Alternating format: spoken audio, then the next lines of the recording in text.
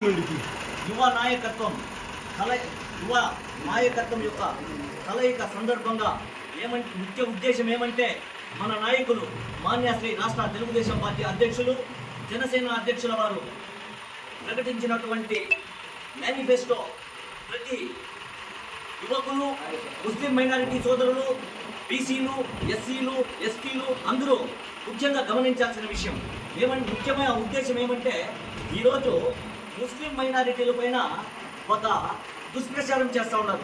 ఈ యొక్క వైసీపీ అరాచక పరిపాలన చేసి ఈ రాష్ట్రాన్ని గంజాయి ఆంధ్రప్రదేశ్గా మార్చేసినటువంటి ఈ యొక్క దొంగలు ఫేక్ న్యూస్లంతా ప్రజల్లోకి తీసుకొని పోయి మళ్ళీ యామారిచ్చేదానికి జనాల దగ్గరికి పోయి చెప్తా ఉన్నారు.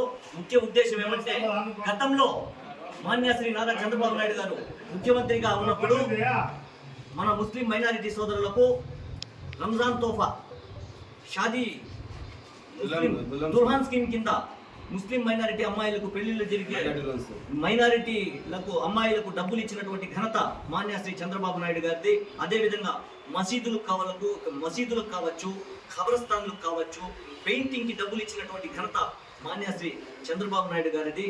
అదేవిధంగా విదేశీ విద్య తరపున ముస్లిం మైనారిటీలు చదువుకుంటే వారి యొక్క ఉన్నత చదువులకు లోన్ల ద్వారా వారి చదువుకు చేయూతనిచ్చినటువంటి ఘనత మన మాన్యశ్రీ చంద్రబాబు నాయుడు గారిది. అయితే ఇదే ఈ యొక్క ఫేక్ జగన్, ఈ యొక్క దొంగ జగన్ ఏం చేశాడంటే రాష్ట్రంలో 23 మంది ఎంపీలను గెలిపిస్తే ఎన్ఆర్సీకి అనుకూలంగా పార్లమెంట్లో మోడీ గారి వద్ద తన మీద ఉండేటువంటి కేసులు ఇంకా ఎన్నో ఈ జైలు శిక్షను తప్పించుకునేదానికి 23 మంది ఎంపీల్ని తీసుకొని పోయి 22 ఎంపీల్ని ఎన్ఆర్సీకి అనుకూలంగా ఓటేసింది అతను. ఈరోజు ఏం చేస్తా ఉన్నారంటే బీజేపీతో తెలుగుదేశం పొత్తు పెట్టుకుంటే చాలా ఇబ్బందులు, మసీదులు పడగొడతారు, మసీదుల మీద దౌర్జన్యం చేస్తారంటా ఉన్నాయి. వీటిని దయచేసి ఈ మండలంలో ఉండేటువంటి ముస్లిం మైనారిటీలు ఎవ్వరు కూడా మీరు నమ్మద్దండి. ఎందుకంటే రాబోయేది జనసేన, టీడీపీ, ఎన్డీఏ ఉమ్మడి ప్రభుత్వం. మన యొక్క ఈ ప్రభుత్వానికి మనమందరూ కూడా కలిసి మూకుమ్మడిగా ఓట్లు వేసి అత్యధికంగా మనం గెలిపించుకొని రేపు రాబోయే ఎన్నికల్లో మన మాన్యశ్రీ నారా చంద్రబాబు నాయుడు గారిని ముఖ్యమంత్రిగా చేయాలనేసి కోరుకుంటూ ఈ యొక్క దుష్ప్రచారాన్ని ఎవ్వరు కూడా ముస్లిం మైనారిటీలు నమ్మద్దండి. ఎందుకంటే గతంలో మనకు ముస్లిం మైనారిటీకి చేయూతనిచ్చింది మన తెలుగుదేశం పార్టీ ప్రభుత్వం. మాన్యశ్రీ నారా చంద్రబాబు నాయుడు గారు మన పిల్లల భవిష్యత్తు కావచ్చు, వారి యొక్క ఉన్నత చదువులు కావచ్చు, ఏ విధంగా తీసుకున్నా కూడా మన రాష్ట్రంలో ఎన్నో విధాలుగా చేయూతనిచ్చింది, మనకు సహాయం చేసినటువంటి ఘనత మాన్యశ్రీ నారా చంద్రబాబు నాయుడు గారిది. అదేవిధంగా మసీదుల్లోని ఇమాములకు, మౌజన్లకు వేతనాలు ఇచ్చినటువంటి ఘనత కూడా మన మాన్యశ్రీ చంద్రబాబు నాయుడు గారిది. కాబట్టి దయచేసి వీటిని గుర్తించండి. మనం ఈ యొక్క తప్పుడు న్యూస్ను మనం నమ్మకూడదు.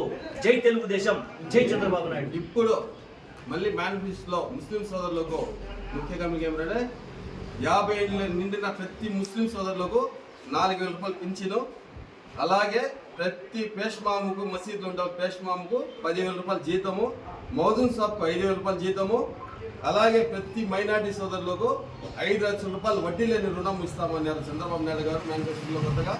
ఇంకోటి పట్టణాల్లో కబ్రస్థాన్ కానీ, ఈద్గా కానీ లేని చోట కూడా కబ్రస్థాన్కు, ఈద్గాకు జాగా ఇస్తామని చంద్రబాబు నాయుడు గారు, పవన్ కళ్యాణ్ గారు ఇద్దరు మేనిఫెస్టోలో మనం రిలీజ్ చేశారు. కాబట్టి ప్రతి ఒక్క ముస్లిం సోదరులు దీన్ని ఆలోచించి, ప్రతి ఒక్క ముస్లిం సోదరులు కానీ, ప్రతి ఒక్క ముస్లిం మహిళలు కానీ, ప్రతి ఒక్కరు ఇంట్లో ఉండేవాళ్ళు జనసేనకు, టీడీపీకి మద్దతు పలికి సైకిల్ గుర్తుకి ఓటేపించి బంగారపల్లి మండల సోదరులు అందరికీ విజ్ఞప్తి చేస్తున్నాము.